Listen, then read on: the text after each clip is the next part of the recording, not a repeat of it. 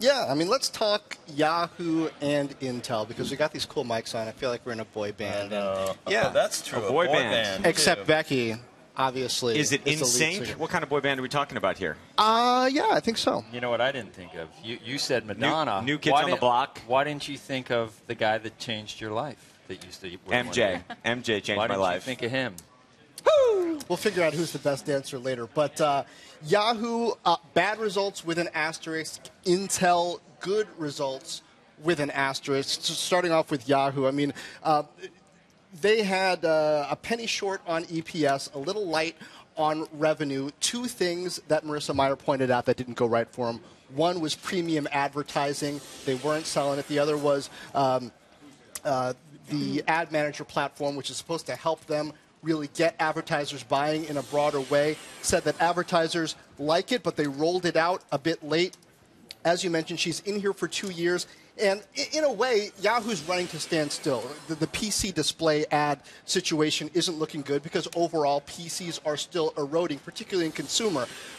Business PCs are doing okay, but those aren't the people who are really using Yahoo. So that's the struggle on that side. I saw one statistic that said the amount of advertising they sold was up by 24%, but the money that they brought in from that advertising was also down 24%. What happened? They're selling more ads, but people aren't clicking on them, or they just can't get the same prices that they were? Yeah, that's a big part of it. I mean, there's a couple of different types of advertising, kind of generally speaking. There's programmatic, which is the machine selling the ads, and those prices get driven lower and lower. The premium ads are what really bring in high margin dollars.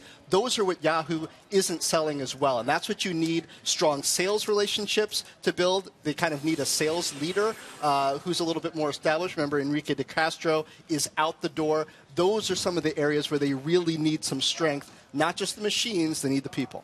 Can we talk about Yahoo? I mean, shares were up, though, because of what they said about Alibaba? Yeah, they were up, and then they were down. I mean, they don't have to sell as much of their stake in Alibaba now at the IPO. Right. They were going to have to sell 208 million shares. Operationally, how long does Marissa Mayer on the actual company, right? She's been sort of floating to some degree on the Alibaba piece. How long do you think she has to get the operational side of the company around?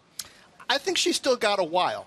The honeymoon is over, but she's still got some room to operate because she's got the board configured in a way that's better for her. Got Dan Loeb off the board because she's got this pot of money now to work with. She's got a lot of executives in place internally, the engineering organization working right. So I think she's got time. These turnarounds take a long time. Do you buy this? Apple, Steve Jobs didn't turn that around in 2 years. Do you buy the strategy? We've seen them now announce that they're going to do just yesterday. They're going to stream concerts on their Yahoo screen. There's the Katie Couric piece. They hired David Pogue from there's all these sort of media pieces which are on one side. Then there's the advertising piece on the other side.